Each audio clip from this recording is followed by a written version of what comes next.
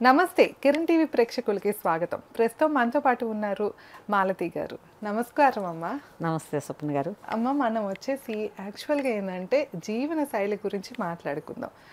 అంటే పూర్వకాలంలో ఏంటంటే రాళ్ళు తిన్నా కూడా అరిగించుకునేవాళ్ళు. కానీ ఈ కాలంలో ఏంటంటే అసలు జస్ట్ చిన్న చిన్న ఆహారాలు ఇంట్లో వండుకున్నా లేదా బయట ఫుడ్ ఎక్కువ అవ్వటం వల్లనో ఏదైనా అవనియండి, చిన్న పిల్లల నుండి పెద్దవాళ్ళ దాకా అంటే శారీరక శ్రమ లేకనో ఏమో కానీ ఒబేసిటీ అనేది బాగా చూస్తున్నాం. చిన్న పిల్లలే చాలామందికి ఒళ్ళు ఉంటుంది. అది కాక చిన్న పిల్లల్లో ఈ మధ్య షుగర్ వ్యాధి కూడా చాలామందిలో చూస్తున్నాం. సో వీటన్నిటికీ అంటే మా కారణాలు ఏమంటారు? అసలు మీరు ఆహారపు అలవాట్లు ఎలాంటివైతే కొంచెం మన ప్రేక్షకులకి అర్థమయ్యేలాగా ఎట్లాంటివి తీసుకుంటే మంచిదో ఒకసారి సలహా ఇవ్వండి. అంటే ఇంతకుముందు మన పాతకాలం పద్ధతుల్లో అయితే ఇంట్లో వంటలు అనే ఆడవాళ్లే చేసేవాళ్ళు. అది కూడా ఇంటికి అమ్మ అనే ఆమె తప్పనిసరిగా ఆ బాధ్యత తీసుకునేది. అందుకనే ఆమెని హౌస్ వైఫ్ అని అన్నారు ఆ కాలంలో. హౌస్ వైఫ్ అంటే ఇంటి ఇల్లాలు అని, దానికి ఇంగ్లీష్ నేమ్ హౌస్ వైఫ్ అని. ఇంటికి ఇల్లాలు, ఇల్లాలే ఇంటికి దీపం. అవును, అలాగని. ఎందుకంటే ప్రతి ఒక్కళ్ళ ఆరోగ్యం అనేది ఆమె చేతుల్లో ఉండేది. ఆమె తయారు చేసి పెట్టే ఫుడ్ అది ఎట్లా వచ్చింది? మన పాతకాలపు అమ్మా నాన్నలు, మన తాతలు ముత్తాతలు వీళ్ళందరూ కలిసి ఎలాంటి భోజనం తింటే ఆరోగ్యానికి మంచిది అనేది నిర్ణయించుకొని, అంతకుముందు కూడా మనకి ఆటవికుల కాలం ఉండేది. అన్ని తినేవాళ్ళు. చెట్లు చేమలు ఉండేవి, అడవుల్లోనే ఉండేవాళ్ళు, దొరికింది తినేవాళ్ళు. అప్పుడు అదొక రకమైన ఆటవిక పద్ధతుల్లో జీవించేవాళ్ళు. ఎప్పుడైతే మనకి నాగరికత కావాలనుకున్నామో, అందరం కలిసి ఒక చోట ఉండాలి, ఒక సంఘీభావంతో ఉండాలనుకున్నాము, అప్పుడేం చేశారంటే పెద్దలు నిర్ణయించారు, పెళ్ళిళ్ళు నిర్ణయించారు. అంతకుముందు అవేమీ లేవు. అవును, పెళ్ళిళ్ళు నిర్ణయించేది ఎందుకు? ఒక ఫ్యామిలీగా ఉంటే ఆ ఫ్యామిలీలు ఇంకా కొన్ని ఫ్యామిలీలు ఉంటాయి, ఇది ఒక సమాజం అవుతుంది, అప్పుడు సమాజం ఆరోగ్యంగా ఉంటుంది అనే కారణంతో. అందుకని దీంట్లో బాధ్యతలు అనేది పెట్టారు. భర్త సంపాదించడం, భార్య అతని సంపాదనని పిల్లలకి అందరికీ అందుబాటులో ఆహారం ఇవ్వడం, మంచి పద్ధతులు నేర్పించడం అనే జీవన శైలి అనేది ఒక ఇదిగా ఉండిందనమాట.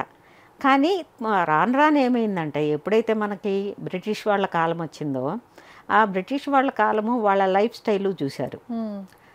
ఆ తర్వాత డబ్బు చూశారు. అంతకుముందు మనకి డబ్బు అనేది తెలవదు, ఏదో తక్కువ ఉండేది, ఏదో బంగారు వరహాలు అన్నట్లు రాజుల కాలంలో. బట్ ప్రతి ఒక్కళ్ళు ఆనందంగా జీవించేవాళ్ళు. ఎందుకంటే పల్లెలు ఎక్కువ మన దేశంలో, రైతులు ఉండేవాళ్ళు. ఆ రైతులు పండించిన పంటని అందరికీ వినియోగపడేటట్టు చూసేవాళ్ళు. ఇంకా ఆ తర్వాత రైతు కొంచెం మాత్రమే పంట రాజుకి ఇచ్చే పద్ధతి ఉండేది. అది ఖజానాకి వెళ్ళేది, మళ్ళీ రాజు దాన్ని ప్రజల వినియోగార్థం ఉపయోగించేవాడు. అందువల్ల ప్రతి ఒక్కళ్ళకి పంట ఉండేది, తిండి ఉండేది, దాంతోపాటు కష్టపడడం అనేది ఉండేది. ప్రతిభ ఉన్నవాళ్ళు ఆ కాలంలో కొంతమంది ఉన్నారు. వాళ్ళందరూ రాజాస్థానాల్లో ఉండేవాళ్ళు. రాజా ఆస్థానంలో ఆస్థాన కవులుగానో లేకపోతే విదూషకులుగానో అలాగా, ఇంకా సైనికులుగానో అలా ఉండేవాళ్ళు. అందరూ అలా ఉండలేరు కదా. అంటే ప్రతి ఒక్కళ్ళు కష్టపడడం అనేది, ఒక పంట పండించాలి అంటే కూలి వాళ్ళు అవసరం లేదు, ఆ ఫ్యామిలీనే కష్టపడి తయారు చేసుకునేవాళ్ళు. ఓకే అమ్మా, మీరు అక్కడ దాకా వచ్చారు. మరి ఓకే, ఇప్పుడు కూడా చాలా మంది ఇంట్లో వండినవే తింటున్నారు కదా, అయినా కూడా ఎందుకు రోగాలు? కారణం ఏంటంటే, ఒకప్పుడు మనకి కరువు కాటకాలు అనేది ఉండేది. అప్పుడు పంట తక్కువ, జనాభా ఎప్పుడు పెరిగిపోయిందో జనాభాకు సరిపడా ఫుడ్ లేకుండా పోయేది.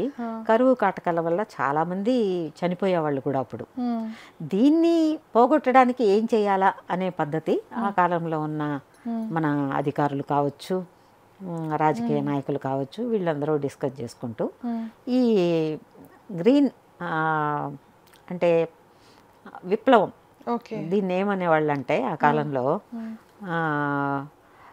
అంటే ఒక రకంగా గ్రీనరీ డెవలప్మెంట్ అన్నమాట. పంటల్ని అభివృద్ధి పరచడం ఎలా అనే మార్గంలో ఫారెన్కి వెళ్ళి చూసి వాళ్ళు ఎలా చేస్తున్నారు, అధిక దిగుబడి ఎలా వస్తుంది అని చూసి, అట్లాంటిది ఇక్కడ తయారు చేస్తే మనకు కూడా పంటలు బాగా వస్తాయని, అధిక దిగుబడి రావాల్సిన పంటల్ని న్యాయంగానే చేశారు అప్పుడు. అంటే పెస్టిసైడ్స్ అంటున్నారు. పెస్టిసైడ్సే, కానీ అప్పుడు న్యాచురల్గా వేసేవాళ్ళు, ఓకే, న్యాచురల్ గా పెస్టిసైడ్స్ తయారు చేసి వేసేవాళ్ళు. అది సరిపోవట్లేదు ఎక్కువ పంట పండించడానికి. అప్పుడు దిగుమతి చేసుకునేవాళ్ళం. ఓకే, అప్పుడు దిగుమతి చేసుకునేవాళ్ళం మనం. కానీ అది కూడా మనకి అంత ఆర్థిక వనరులు లేవు తెచ్చుకోవడానికి కూడా. అప్పుడు ఏం చేశారంటే కొంతమంది పారిశ్రామికవేత్తలు ఇది తయారు చేయడానికి మన దేశంలోనే పెడదామన్న ఉద్దేశంతో ముందుకొచ్చి పెట్టారనమాట. అప్పుడు ఈ సమపాళ్లల్లో కలిపి ఇచ్చేవాళ్ళు, పంటలు పండేది, సరిపోయేది. కానీ ఇంకా ఎక్కువ దిగుబడి రావాలన్న స్వార్థంతో వాళ్ళ అధిక టెక్నాలజీ దాంతో ఒక రకమైన విష పదార్థాలు అయిపోయింది అవి. ఎరువులు, ఇవి రకరకాల ఎరువులు. దాంతో పాటు ఏమైందంటే భూమి పాడవడం ప్రారంభించింది. దిగుబడి పెరిగింది కానీ భూమి భూమి చచ్చుబడిపోతుంది. అవును, దానికి కూడా కాస్త ఇది ఇవ్వాలన్నమాట, గ్యాప్ ఇవ్వాలి, గ్యాప్ ఉండాలి. గ్యాప్ లేకుండా సారానికి ఒక మందు, ఆ తర్వాత పంటలు పండడానికి ఒక మందు, ప్రతిదీ ఎక్కువ కావాలి, ఎక్కువ డబ్బులు రావాలి అనేది ఇప్పుడు ప్రతి రైతుకు కూడా ఆశ. ఎంత డబ్బులు సంపాదిస్తే అంత గొప్ప అని. కానీ అయినా కూడా వాళ్ళకి దిగుబడి ఇది అంటే వాళ్ళకి వచ్చేసేపాటికి అంత ఇన్కమ్ ఏమి రావట్లేదు కదమ్మా. అలా అంటే ఎవరు పండిస్తున్నారు? డబ్బులున్న వాళ్ళే పండిస్తున్నారు. ప్రతిదీ బిజినెస్ అయిపోయింది ఇప్పుడు. వ్యవసాయం కూడా ఒక బిజినెస్ అయిపోయింది. మామూలు రైతులకి రావట్లేదు అంటే అక్కడ పని వాళ్ళు రావట్లేదు. మామూలు రైతుకి శక్తి లేదు. ఆయనకి శక్తి ఉంటే మా భార్యని పిల్లల్ని అందరినీ పెట్టుకుని ఇచ్చేసేవాడు. కానీ మామూలు రైతుకి కూడా స్వార్థం పెరిగిపోయింది. సెల్ఫిష్నెస్ అనేది ఎప్పుడైతే పెరిగిందో మనిషిలో, కొడుకు చదవాలి, టౌన్కి పంపించేసేయడం, ఇంజనీర్ అయిపోవాలి, డాక్టర్లు అయిపోవాలి, వాళ్ళు ఫారిన్కి వెళ్ళిపోవాలి, డబ్బులు సంపాదించాలి. ఇక్కడ ఆదాయం లేకనే కదా మరి, పల్లెటూరులో ఆదాయం లేకనే కదా. ఎందుకు లేదు? వాళ్ళందరూ కలిసి కట్టుగా ఒక సంఘీభావం అనేది లేదు మనుషుల్లో.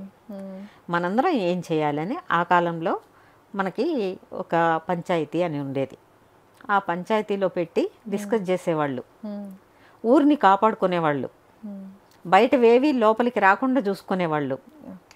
కానీ ఇప్పుడు బయటవి లోపలికి వస్తుంది, ఎవరికి అదుపు లేదు. మరి ఇప్పుడు ఆర్గానిక్ ఫుడ్ మీద కొంచెం అవేర్నెస్ అనేది పెరిగింది కదా మరి. ఎందుకు ఆర్గానిక్ మీద అవేర్నెస్ పెరిగినా కూడా రైతు పండించాలి కదా, రైతుకి ఆ ఇంట్రెస్ట్ రావాలి కదా, పోయింది.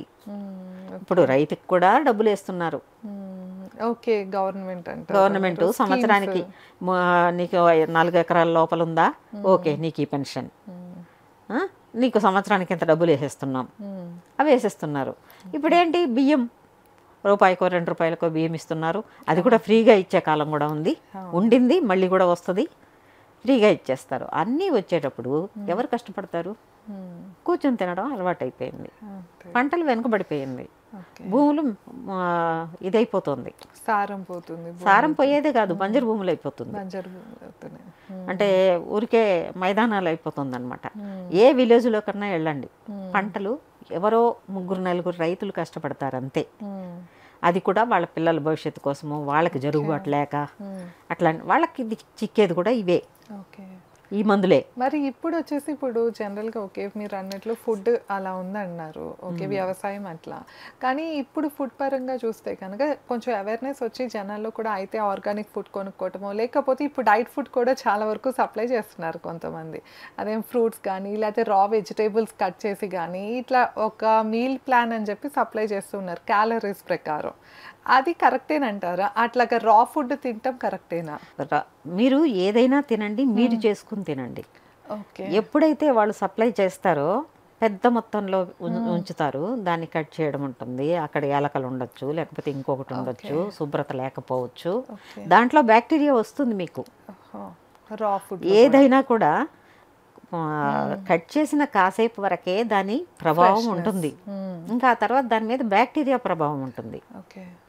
మనకి ఏదైతే పనికిరాని ఇది ఉంటుందో అది ఒక రకంగా ఇప్పుడు శరీరం కప్పబడి ఉన్నంత వరకు మనం చాలా బాగుంటాం. కాస్త తొక్క తీసి చూడండి, కాసేపటికల్లా స్మెల్ వస్తుంది. మన శరీరమే మనకు పనికిరానప్పుడు అవి ఎట్లా పనికొస్తాయి మనకి? కాబట్టి ప్రతిదీ మనం చేతులతో మనం అప్పటికప్పుడు కోసుకుని మీరు ఏ ప్లాన్ అన్నా చెయ్యండి, కానీ మీరు చేసుకున్నవి మీరు తినండి, ఓకే. అది పద్ధతి. అంతేకాని ఈజీగా వస్తుంది, డబ్బులు పడేస్తే వస్తుంది అనుకుంటే ఆరోగ్యం రాదు. అంతే.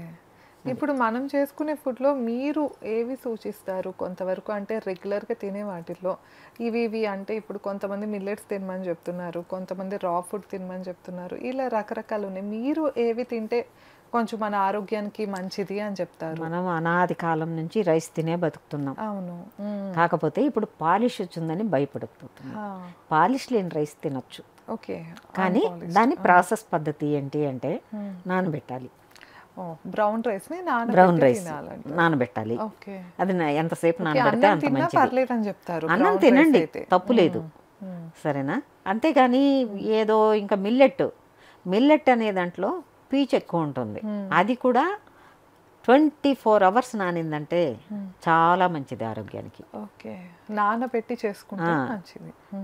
ప్రాసెస్ చేయడమే పద్ధతి అనమాట. అంతేగాని మిల్లెట్ తినేస్తున్నామని బజార్లో పౌడర్ చిక్కుతుంది, జొన్నపిండి చిక్కుతుంది, ఇంకా మిల్లెట్స్ ఎన్ని రకాలు ఉన్నాయో అన్ని రకాల పౌడర్లు చిక్కుతాయి. రెడీమేడ్ కదా చిక్కుతుంది. కానీ కొంతమంది ఆరోగ్యకరమైన పద్ధతుల్లో తయారు చేస్తున్నారు.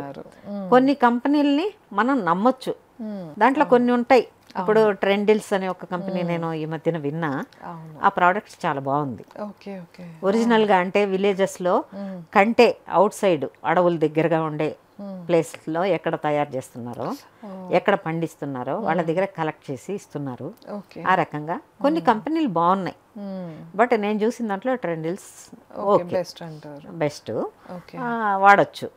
అయితే పౌడర్ చేసినవి కాదు, రావి తీసుకుని మీరు పౌడర్ చేసుకోండి.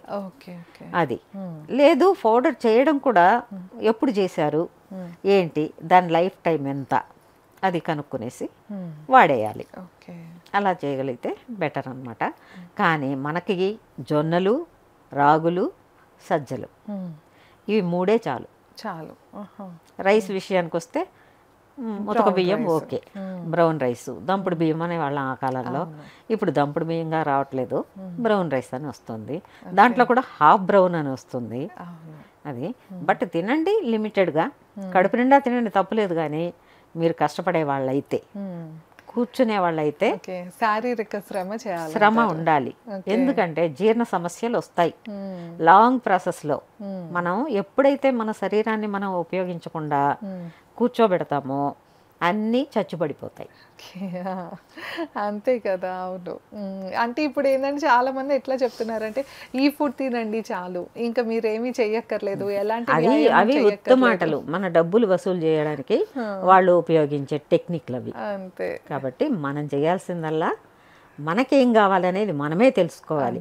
హెల్తీ ఫుడ్ తీసుకుంటూ కొంచెం ఏదైనా కూడా నీకు తిన్న వెంటనే కడుపు నిండినట్ల ఫీలింగ్ ఉండాలి. ఇంకాసేపటికల్లా అది తిందామా అని మనసు పోయింది అంటే అది రైట్ ఫుడ్ కాదని అర్థం.